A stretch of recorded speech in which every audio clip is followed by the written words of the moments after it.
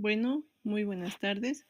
Continuando con el módulo de ginecología, el tema del día de hoy es climaterio y menopausia y vamos a empezar diciendo el lema que la vida empieza a partir de los 50 años. Como introducción, vamos a indicar que en la prehistoria la menstruación se conocía como algo impuro.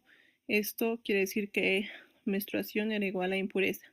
Hipócrates en la época de Hipócrates tenían el concepto de que el sangrado posmenopáusico significaba muerte segura.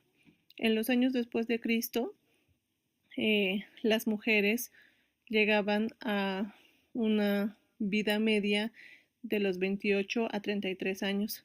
Eso quiere decir que no alcanzaban a la menopausia. Nosotros empezamos a escuchar del término climaterio aproximadamente en 1780, que esto aparece en el diccionario de la Real Academia. También sabemos que en el Imperio Romano la edad promedio de que la mujer sobrevivía era los 23 años. A fines del siglo XIX, el 30% de todas las mujeres llegaba a la menopausia. Actualmente se sabe que el 90% de las mujeres van a experimentar la menopausia y el 60% de estas pacientes van a llegar a vivir hasta los 70 años. Entonces, también vamos a indicar que hubo un primer congreso, el primer congreso internacional de menopausia y climaterio, que fue en 1976. Acá empiezan a dividir lo que es la etapa del climaterio en tres eventos muy importantes. Uno, lo que es la fertilidad, que corresponde a la etapa premenopáusica. En este término nosotros vamos a tener los trastornos del ciclo menstrual. Pueden haber alteraciones o síntomas vasomotores. Posteriormente vamos a entrar a lo que es a la perimenopausia, que esta etapa vamos a tener los síntomas vasomotores y debemos, además de concientizar a las pacientes y realizar una prevención acerca de la osteoporosis y las enfermedades cardiovasculares. Y posteriormente vamos a llegar al periodo de la posmenopausia, que esto ya va a ser en edades más avanzadas, la senilidad, que esta ya van a consultar las pacientes sobre todo por síntomas de atrofia urogenital, y también tenemos que ver lo que es el riesgo óseo y cardiovascular. Entonces, vamos a definir al climaterio y menopausia como la época en que transcurre aproximadamente entre los 45 y 64 años de edad, que ésta se encuentra comprendida entre la etapa fértil y no fértil de la mujer. Esto es algo muy importante, ya que en este periodo nosotros vamos a poder preparar para llevar a una mejor calidad de envejecimiento de los órganos y tejidos en nuestras pacientes. También debemos hacer mucho hincapié sobre las complicaciones a largo plazo que pueden tener las pacientes, y sobre esto nosotros debemos influenciar para mejorar la calidad de vida y así tener un envejecimiento saludable. Entonces vamos a empezar diciendo que el climaterio es la época de la vida que transcurre, ya hemos indicado, entre los 45 a 64 años de edad. Esta es la etapa fértil y no fértil de la mujer. También vamos a decir que el síndrome del climaterio es un conjunto de signos y síntomas que se presentan en la perimenopausia y en la posmenopausia. En 1991 Utian propuso una nueva clasificación que en esta divide en 4 tipos o 4 grupos. El grupo A, que corresponde a un climaterio espontáneo, este va a ser estrógeno dependiente y van a tener ovarios intactos. No va a haber una compensación ovárica. El tipo B, que corresponde a un climaterio espontáneo, estrógeno dependiente, pero acá ya va a haber un compromiso de la función ovárica. El tipo C, que es el climaterio que se va a presentar secundario a una agenesia ovárica o ovarios ausentes. El tipo D, que este ya va a ser un climaterio inducido y iatrogénico, que va a ser ya sea por una extirpación quirúrgica de los ovarios o secundario al uso de quimioterapia, radioterapia. Sabemos como epidemiología que la edad promedio de la menopausia es de 51.4 años con una desviación estándar de más o menos 3.8 años. Vamos a decir que puede haber una menopausia precoz cuando la paciente va a presentar la sintomatología antes de los 40 años y vamos a decir que es tardía después de los 55 años. Sin embargo, cabe recalcar que algunos libros indican que puede haber una menopausia precoz cuando es antes de los 35 años. Se sabe que la esperanza de vida en el 2005 se estableció para las mujeres que era aproximadamente 79 años de edad. Se espera para el 2035, 1 de cada 3 mujeres estará en la etapa del climaterio o posmenopausia, con una expectativa de vida aún más alta, que va a ser de 83.4 años. Sabemos que hay algunos factores que van a afectar o adelantar lo que es el climaterio, entre los cuales tenemos el uso del cigarrillo, ya que hay algunos estudios que indican que la nicotina puede acelerar la atresia folicular.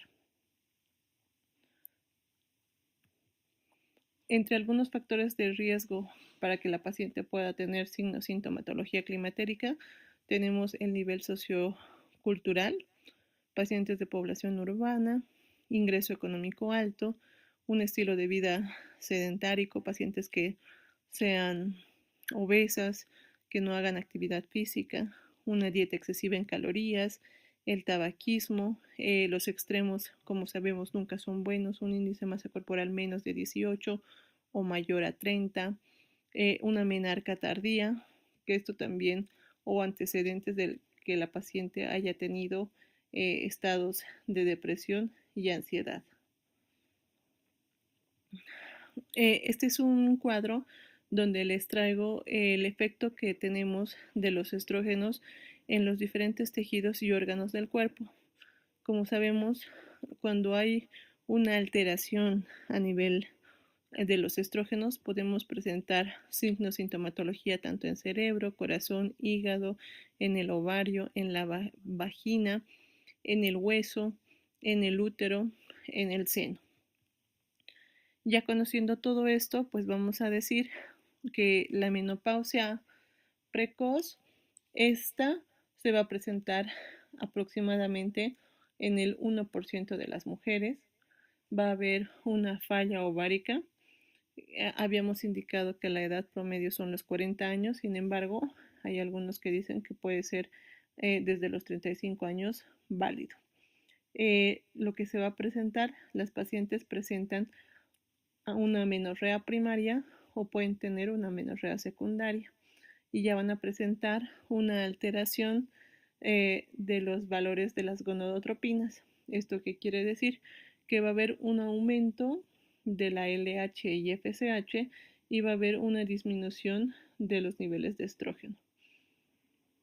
También sabemos que la causa de la menopausia precoz en el 60% es idiopática o desconocida. Y bueno, la fisiopatología lo que nos indican es que se debe a un agotamiento folicular por una velocidad acelerada de la depresión folicular o un número reducido. En esta diapositiva les traigo algunas causas que están relacionadas con la menopausia precoz, entre las cuales podemos tener anomalías cromosómicas, trastornos autoinmunes, enfermedades metabólicas, endocrinopatías, antecedentes familiares, iatrogénica por cirugías pélvicas, quimioterapia, radioterapia o en algunos casos muy raros, lo que es el síndrome del ovario resistente a las gonadotropinas. Les traigo acá que las pacientes, bueno, en la parte posterior, al final de la plática, les voy a hablar un poco de lo que es el Strauss. En esta gráfica les presento los signos, sintomatologías que vamos a poder encontrar en las pacientes, que son los signos vasomotores. Estos pueden ser leves, moderados, severos. Como sabemos, un 10 o un 15% de todas las pacientes van a presentar una sintomatología severa.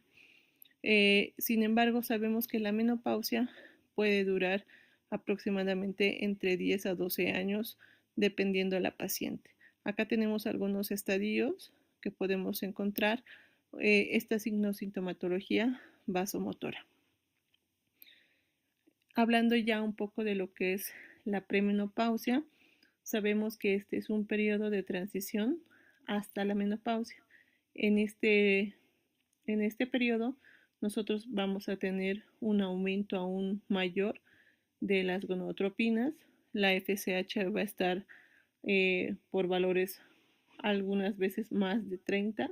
Esto es secundario a que va a haber una disminución de la producción de la inhibina, que esta es necesaria para que actúe el eje hipotálamo-hipófisis.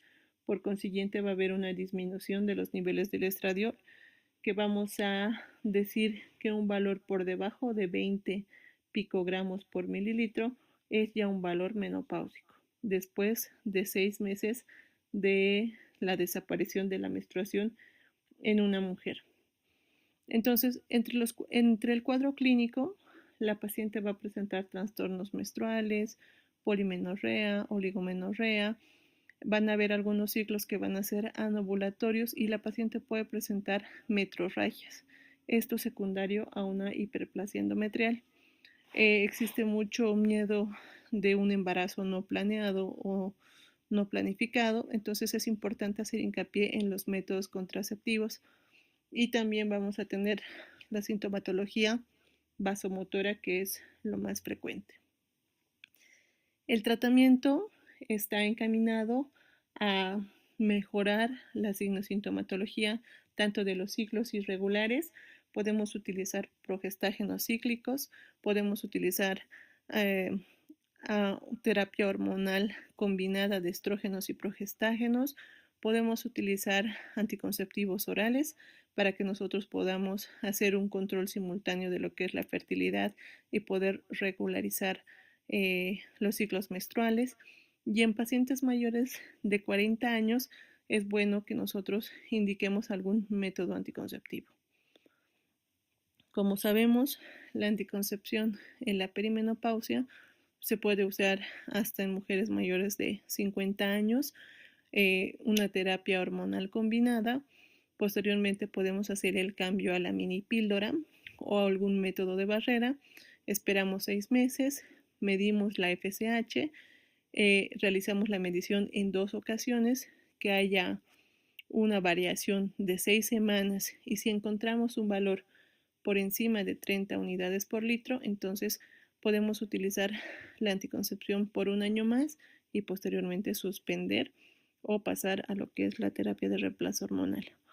Si los valores en ambos resultados nos dan menos de 30 unidades por litro, entonces la conducta sería continuar con la anticoncepción con la mini píldora o barrera por un año más y pedir posteriormente un nuevo perfil hormonal, una FSH y valorar hasta que nosotros tengamos el valor por encima de 30 unidades, que ya vamos a tener que con este valor pues ya la paciente va a estar en la etapa del climaterio o la menopausia. Hablando un poco de lo que es la perimenopausia, Sabemos que esta es una etapa que aproximadamente dura alrededor de un año. Este es un diagnóstico retrospectivo. Se va a realizar después de que la paciente ve la última menstruación y se identifica porque vamos a tener aún la presencia de sintomatología vasomotora y la menorrea, que va a ser de un año.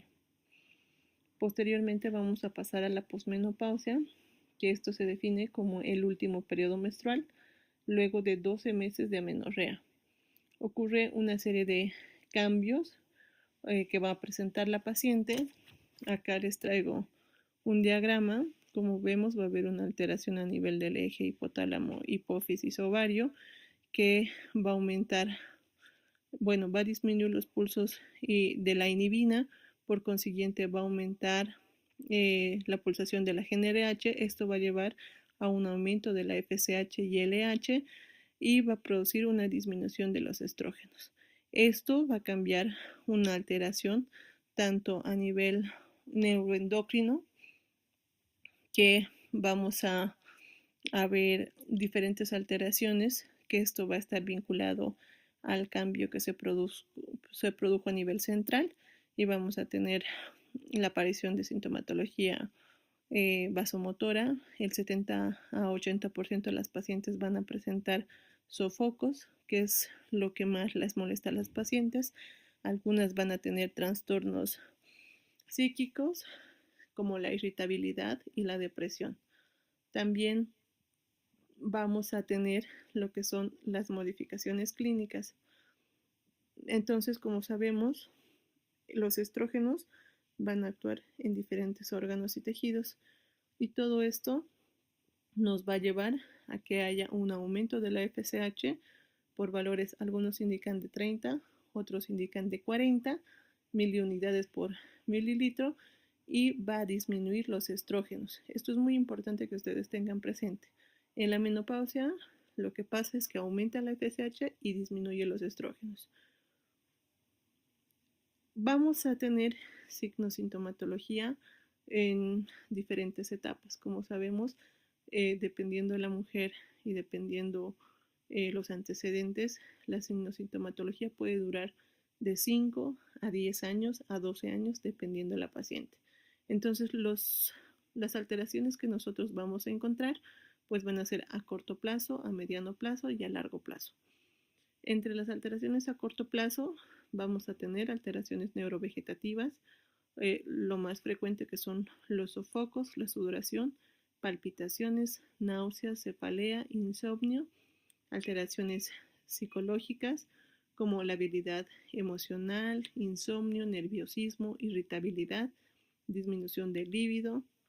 A mediano plazo, las pacientes van a presentar atrofia urogenital. Esto va a llegar por consiguiente a una disuria, poliaquiuria, sequedad vaginal, incontinencia urinaria, atrofia de piel y de fanelas. Y a largo plazo, pues las molestias, que son las que nosotros debemos prevenir e intentar tratar, que son las enfermedades cardiovasculares y la osteoporosis.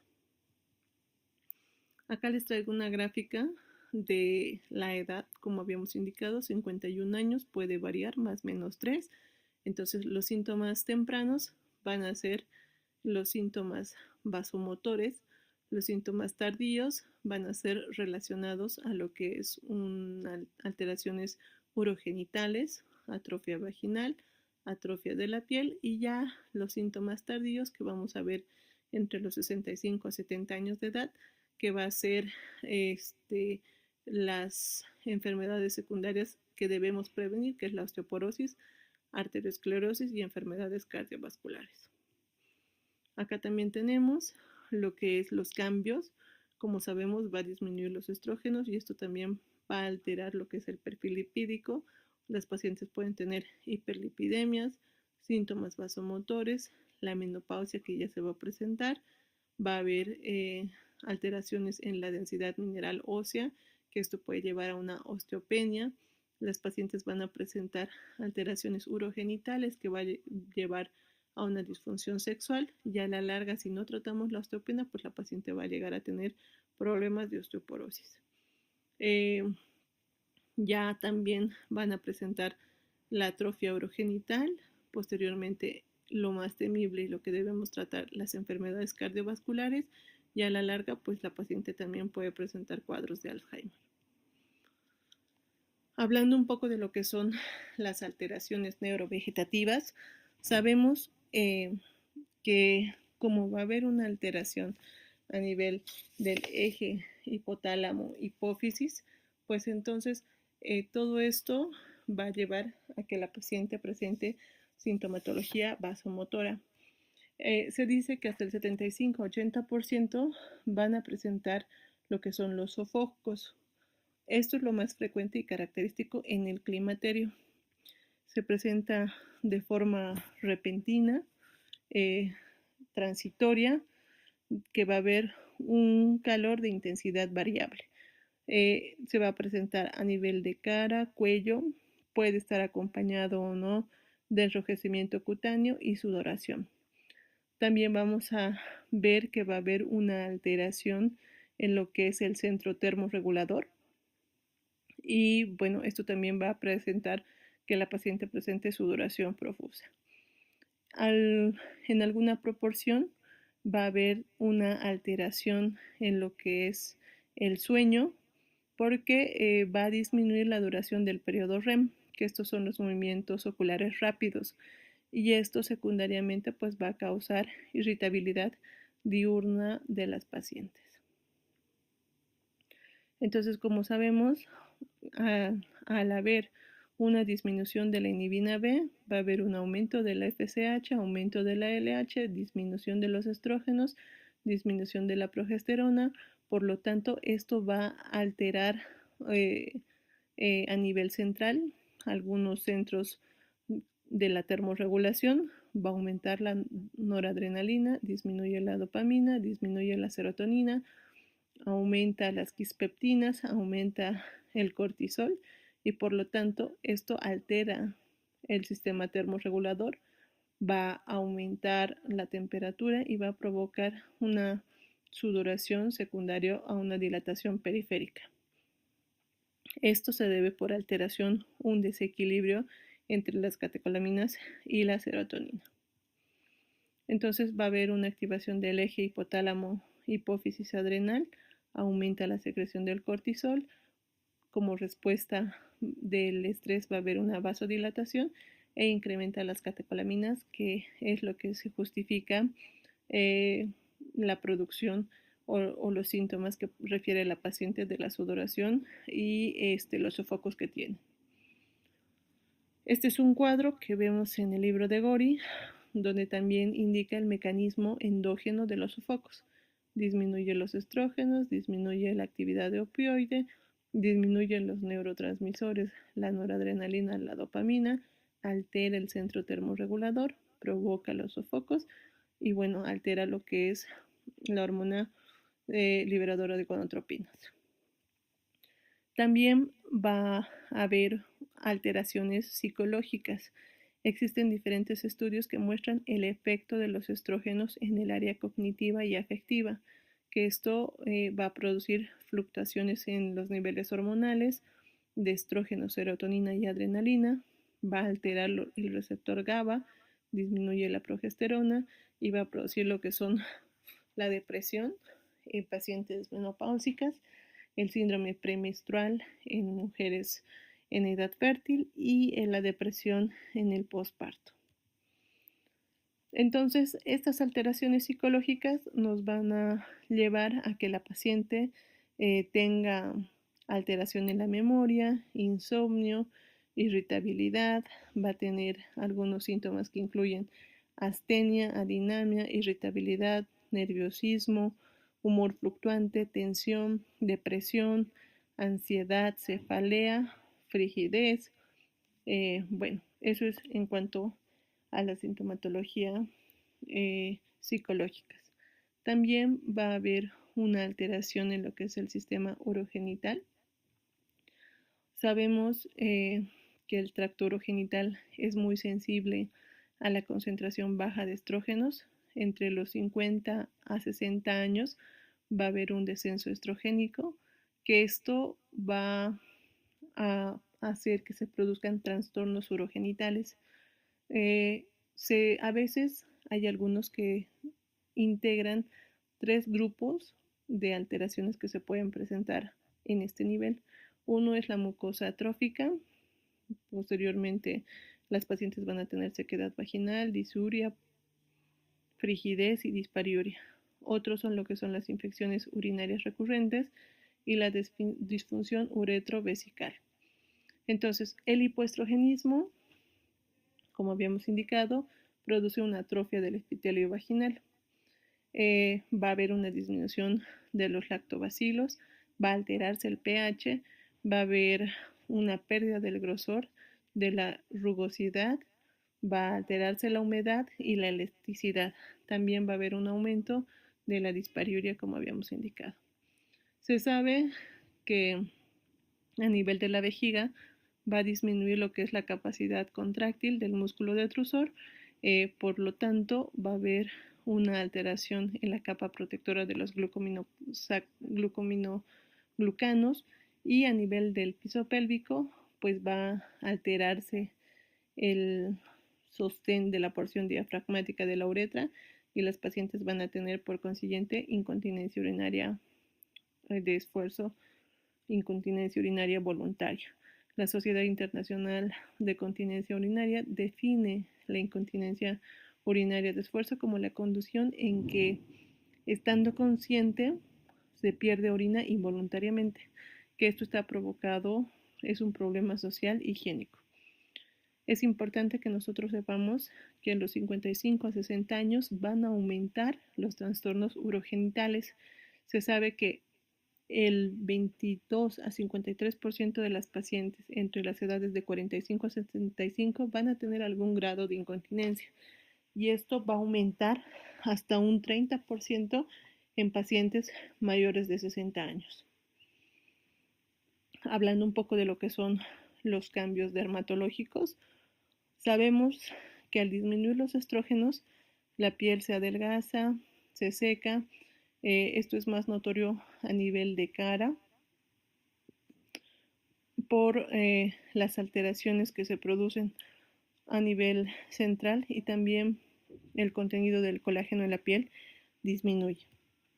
Por consiguiente, si nosotros queremos prevenir lo que es el envejecimiento y la aparición de arrugas, pues podemos tratar a nuestras pacientes con terapia de reemplazo hormonal, ya que esto detiene la pérdida del colágeno, ayuda a la dermis, mantiene el grosor de la piel, aumenta el porcentaje de mucopolisacáridos, aumenta el ácido hialurónico y permite realizar una función de barrera eficaz. Además, esto ayuda a que la piel aún esté húmeda y que haya una disminución de pérdida del colágeno, que esto se ve en este tipo de pacientes. Ya hablando de lo que son las alteraciones metabólicas, nosotros vamos a ver que en las pacientes que se encuentran en la etapa de la menopausia van a tener un aumento de peso de hasta aproximadamente el 40%. Esto va a ser secundario a que va a haber un aumento de ingesta de los alimentos, y también las pacientes van a tener vida sedentaria. No realizan ejercicios y por lo tanto pues aumenta más el aumento del peso. Sabemos que con el aumento de peso y la obesidad aumenta aún más el riesgo de enfermedad cardiovascular, que esto puede llevar a un aumento de la morbimortalidad.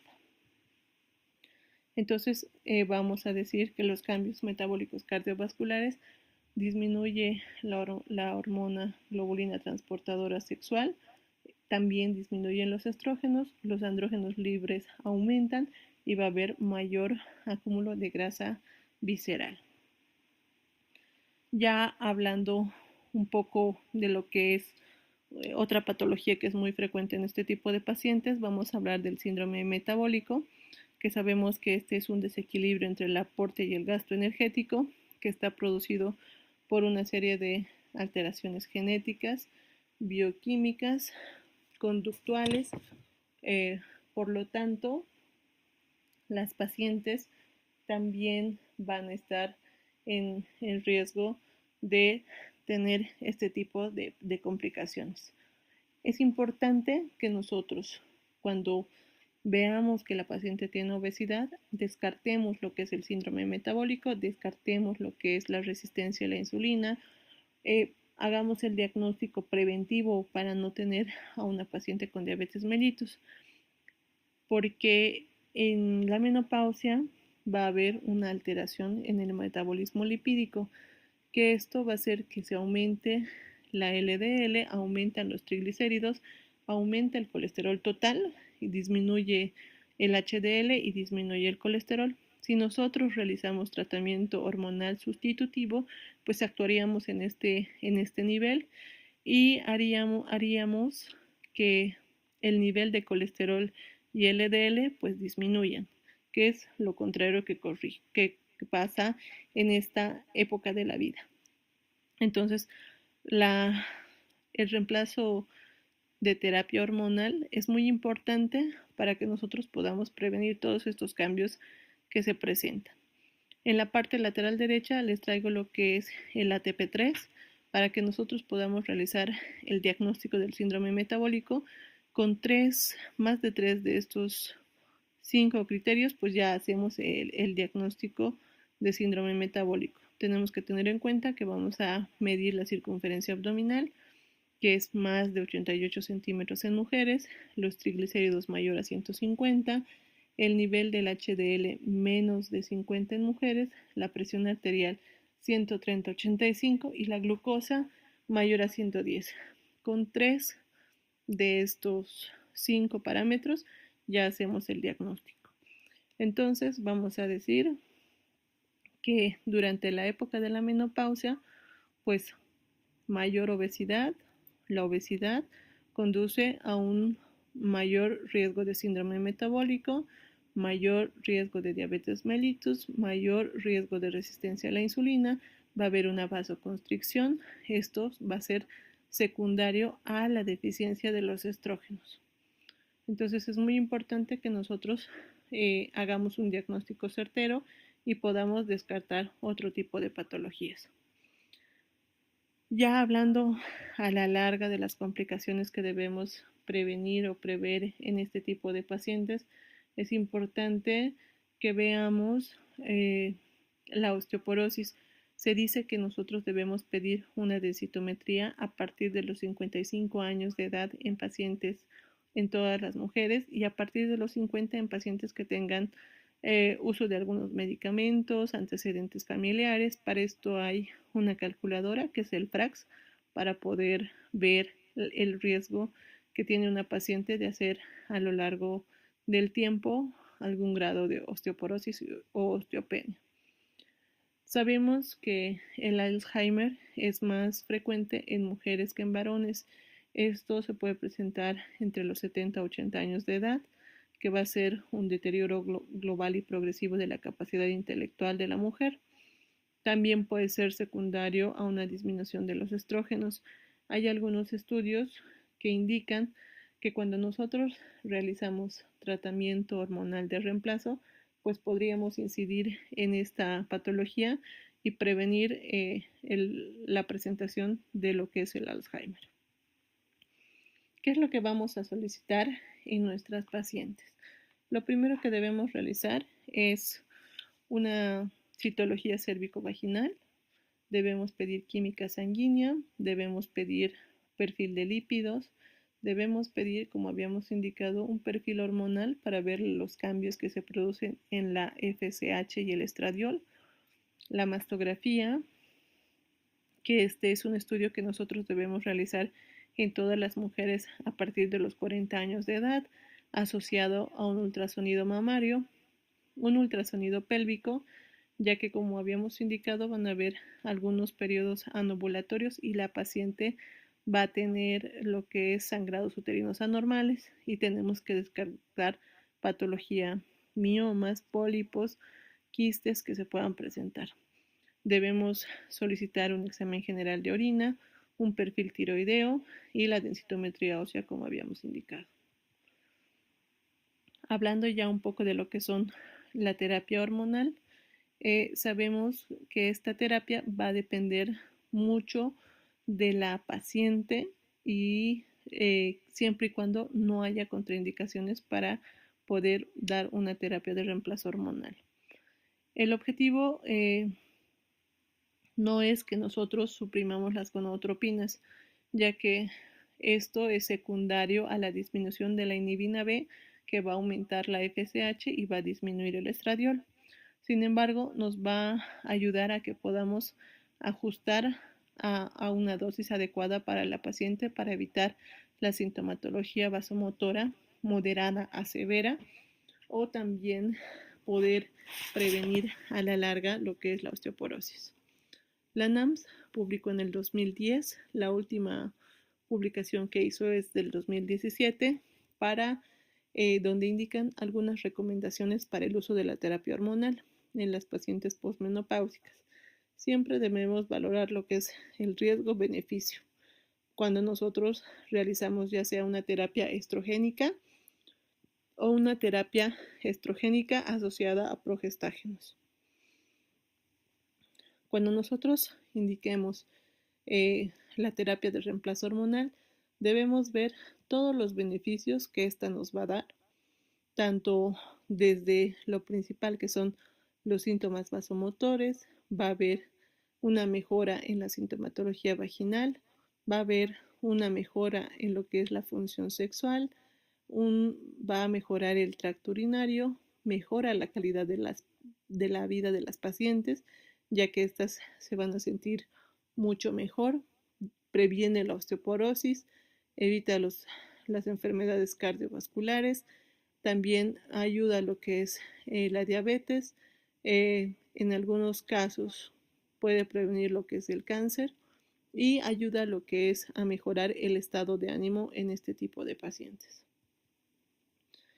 El objetivo de la terapia de reemplazo hormonal siempre está relacionado a la sintomatología de la paciente.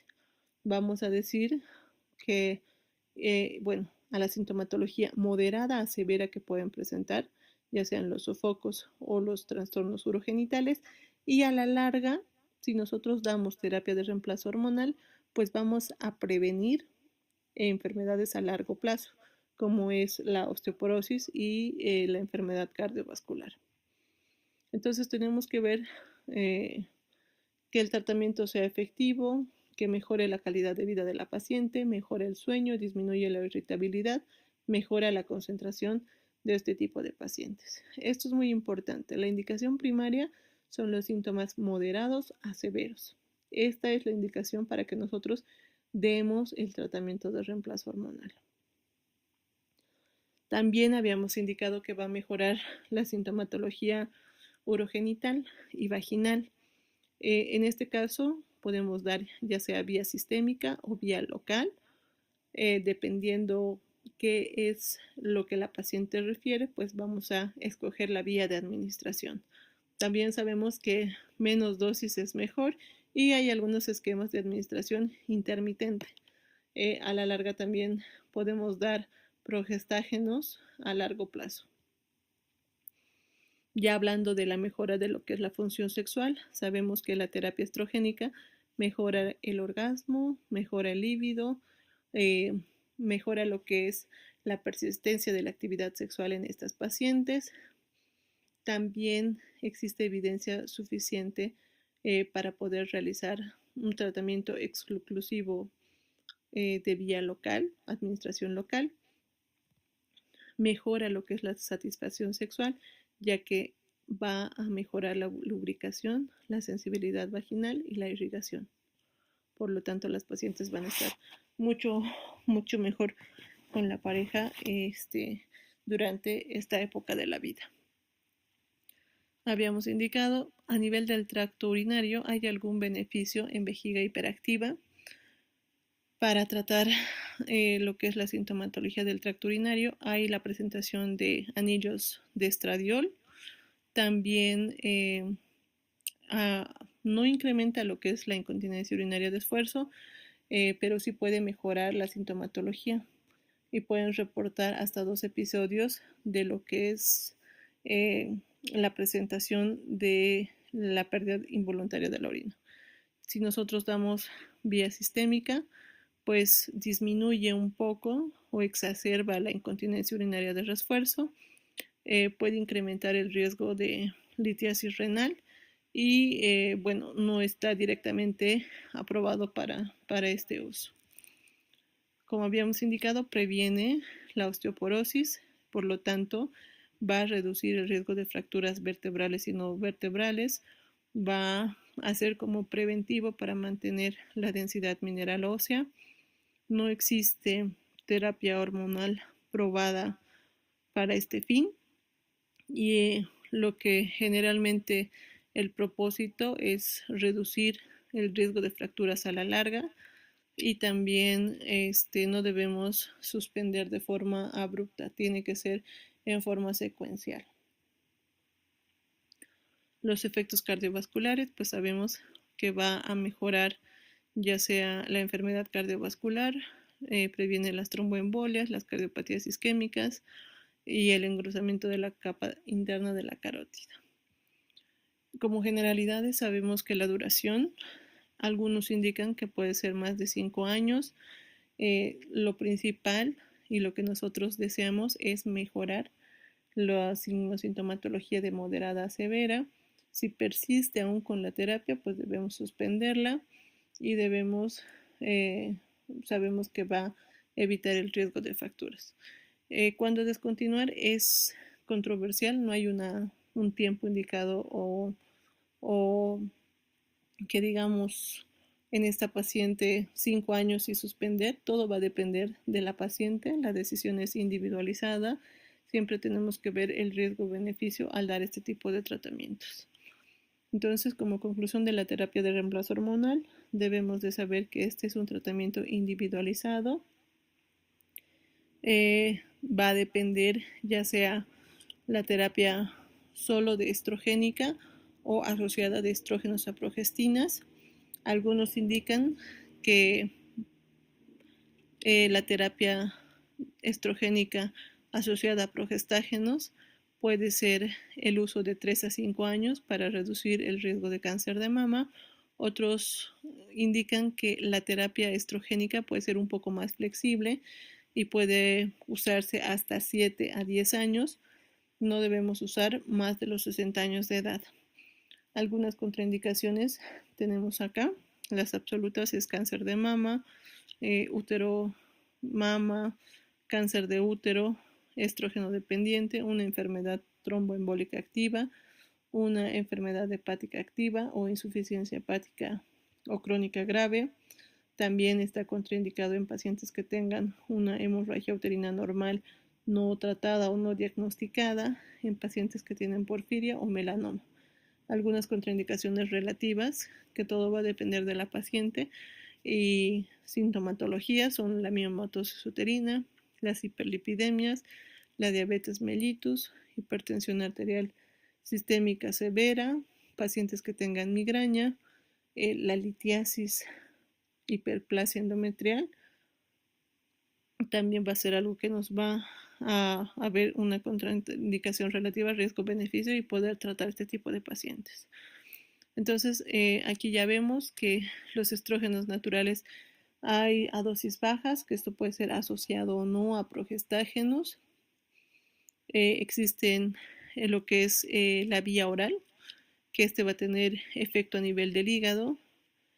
Y en algunos casos puede verse alterado lo que son los factores de la coagulación. Entre los que tenemos es el estradiol micronizado, el valeriato de estradiol, estrógenos conjugados o el estriol.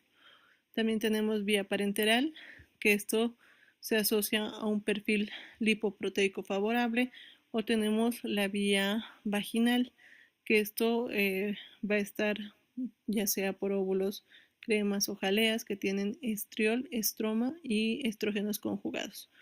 Los efectos colaterales de los estrógenos son que la paciente pueda presentar náuseas, cefalea, mastalgias, edemas y en algunos casos refieren hemorragia irregular.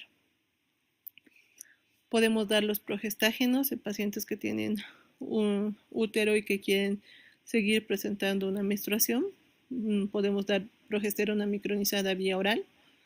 También podemos dar acetato de medroxiprogesterona, noretistesterona o norgestrel.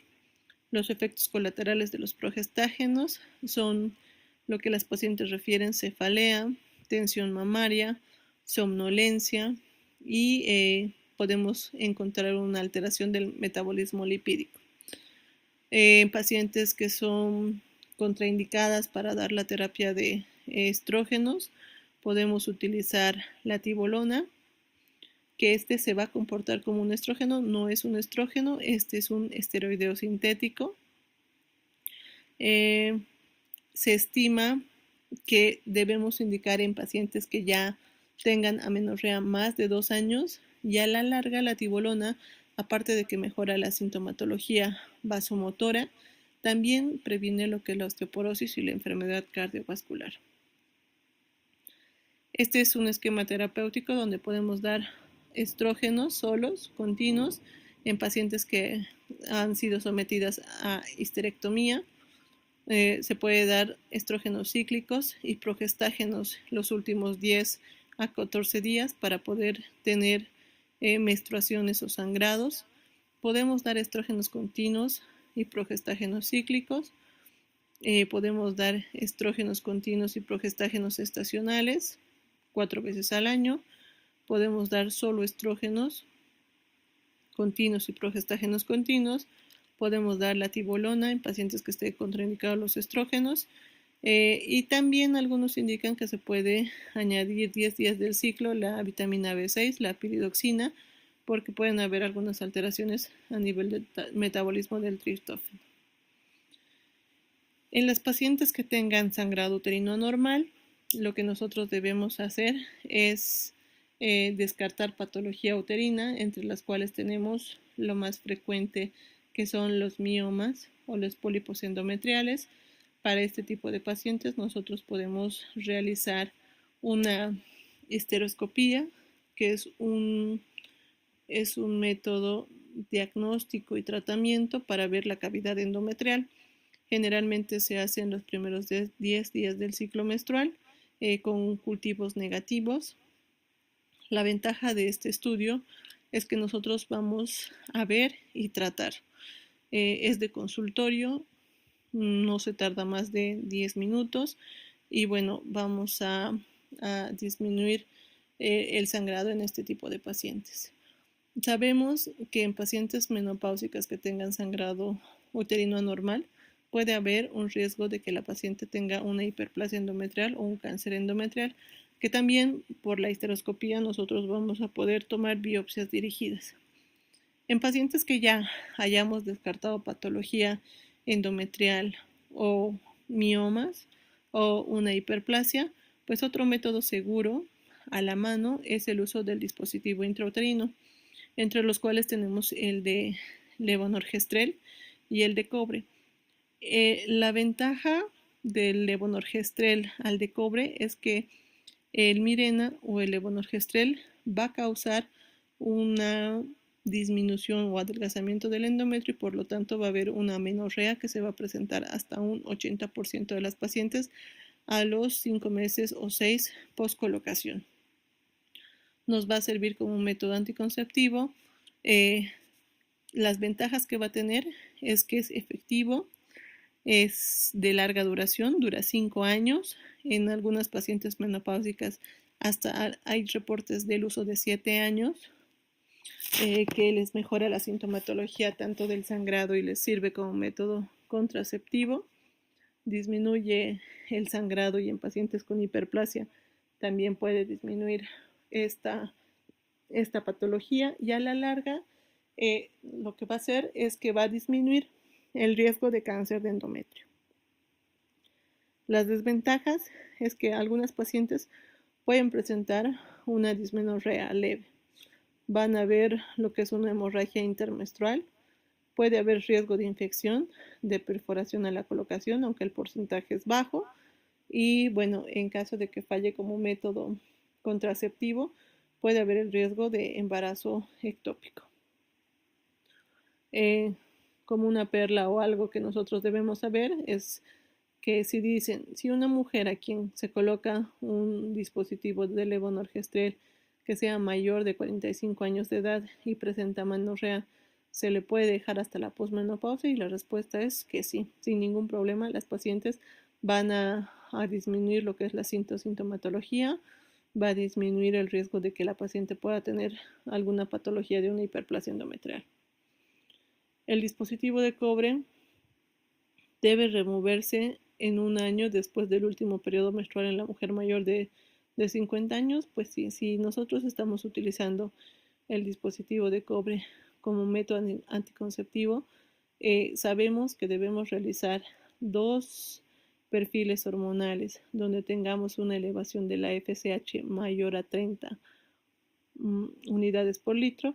La paciente en 2 tomas con una variación de 6 semanas, pues la paciente ya va a estar con el diagnóstico de menopausia y ahí recién podemos retirar el dispositivo. Para finalizar, en mujeres que tienen levonorgestrel, como había indicado, hay algunos estudios que han usado hasta 7 años. Sin embargo, esto no ha sido probado, pero sí podemos usar en la posmenopausia. Se va a retirar el dispositivo siempre y cuando confirmemos con un perfil hormonal de que la paciente ya se encuentra en menopausia con valores por encima de FSH de 30 o 40, algunos dicen. Algún tratamiento alternativo que podemos dar en este tipo de pacientes es la clonidina, que este es antimigrañoso, reduce los sofocos ya que va a actuar como un agonista alfa-adrenérgico, mejora la sintomatología en la pre y en la perimenopausia. En la posmenopausia el efecto es parcial. Podemos darles la verilaprida, que esto va a reducir los sofocos por la actividad antidopaminérgica. El efecto adverso que la paciente va a tener es que puede presentar galactorrea. Tratamiento no farmacológico, lo que son los fitoestrógenos, dieta rica en soya. Como habíamos indicado, hay actualmente algunas tabletas que vienen con soya, que esto puede ayudar a mejorar la sintomatología vasomotora. Ya hablando un poco de lo que es el Strauss, en estas diapositivas yo sé que no es lo que viene en el libro de base de lo que es la residencia médica. Sin embargo, es necesario que nosotros nos vayamos actualizando y debemos saber que el Strauss, es el gold estándar para poder nosotros tener una terminología universal y poder estadificar a las pacientes, ya que esto va a categorizar los últimos 10 a 15 años del envejecimiento reproductivo en la mujer. Estos son los estados reproductivos del envejecimiento de la mujer.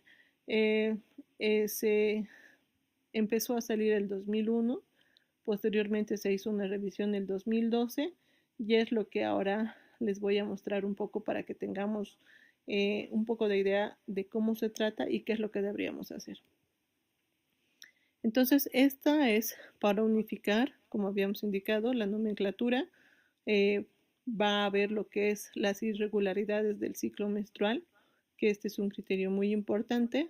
Va a haber lo que son los criterios independientes de la edad y los síntomas o la patología que la paciente pueda tener, y va a valorar lo que son los biomarcadores que consideran de apoyo para poder realizar el diagnóstico en este tipo de pacientes.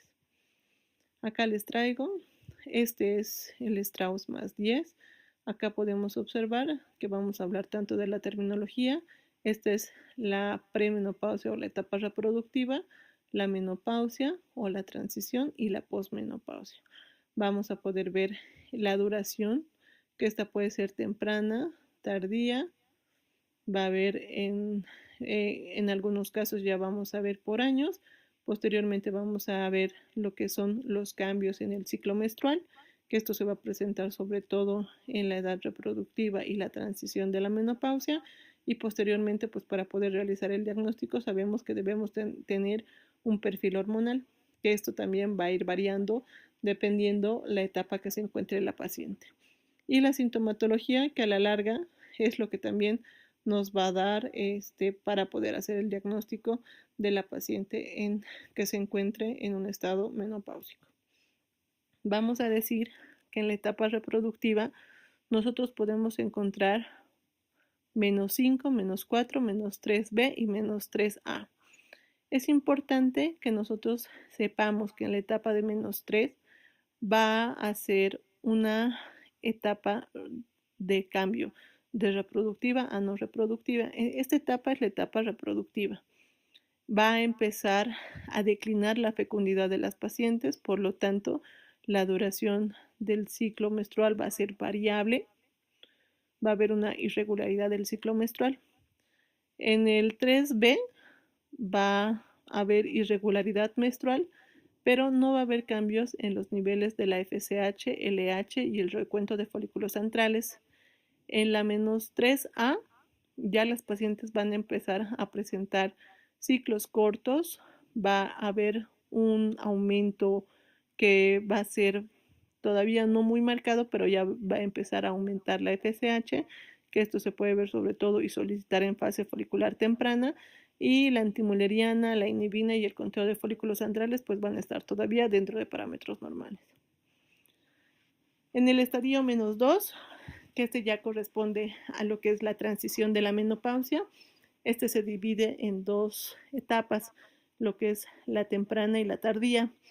La etapa -2 vamos a encontrar que esta va a haber un incremento de lo que es la variabilidad del ciclo menstrual, y vamos a decir que va a haber variabilidad porque puede haber un retraso persistente de 7 o más de 7 días entre un mes y el otro. Va a empezar a aumentar la FSH de forma variable, pero la inhibina, la antimuleriana y el conteo pues van a estar dentro de parámetros normales. Ya hablando de lo que es la menopausia en estadio tardío, esto puede durar de 1 a 3 años. Aquí todavía vamos a tener que la paciente ya va a tener una menorrea, que esta puede ser de 60 días o más. Va a empezar a aumentar el nivel de la FSH, que esto se va a ver que va a ser más de 25 unidades por litro. Va a haber todavía lo que es un nivel elevado del estradiol, y como les había indicado, esto va a durar de 1 a 3 años y la paciente pues va a tener síntomas vasomotores leves, no muy marcados. Ya en la posmenopausia, que sabemos que la posmenopausia pues va a ser la ausencia del periodo menstrual por 12 meses, que eso es el diagnóstico de posmenopausia. La temprana, que va a durar aproximadamente un año. Vamos a tener que el nivel de FSH va a estar alto, ya va a empezar a declinar el nivel de estradiol, la paciente va a tener sintomatología vasomotora y pues en el estadio 1C, que también corresponde a lo que es la posmenopausia temprana, va a durar de 3 a 6 años. Ya va a haber un cambio de lo que son el estado hormonal, ya va a estar muy bajo los estrógenos, la FSH va a estar elevada y pues posteriormente vamos a tener lo que es la posmenopausia tardía, que esto ya va a ser cuando la función endocrina y reproductiva ya están más limitados. Este va a ser el envejecimiento somático y la paciente va a tener sobre todo sintomatología urogenital, atrofia vaginal, pueden tener infecciones urinarias a repetición, incontinencia urinaria de esfuerzo y bueno, esto es lo que les quería traer en lo referente para que nosotros podamos manejar una terminología universal y poder estadificar a nuestras pacientes menopáusicas según el Strauss. Hay algunas excepciones. Esto no puede valorar a pacientes que hayan sido sometidas a histerectomía. No entran las pacientes que hayan sido sometidas a quimioterapia o radioterapia, ya que sabemos que por este tipo de patologías las pacientes van a adelantar lo que es la transición a la menopausia. No se pueden catalogar a las pacientes que tengan ovario poliquístico y tampoco entran las pacientes que tengan VIH o SIDA. Espero que les haya servido para poder entender un poco más de lo que es la menopausia. Algunos puntos claves que quiero que ustedes tengan presentes les puse en las preguntas y respuestas como puntos finales, pero lo principal que nosotros debemos saber es que la menopausia pues va a ser un, un proceso fisiológico que pasa en todas las mujeres. No porque tiene la menopausia la mujer tiene que sentirse menos, al contrario, es el comienzo de la vida y ustedes tienen que tener muy presentes y para hacer el diagnóstico de la menopausia, amenorrea, 12 meses, la FSH mayor a 30, otros dice 40, disminución del estradiol por debajo de 20 picogramos por mililitro y bueno, la sintomatología que la paciente va a presentar. Eh, Espero que les sirva para poder entender y nos vamos a estar viendo en otras clases. Muchas gracias por su atención.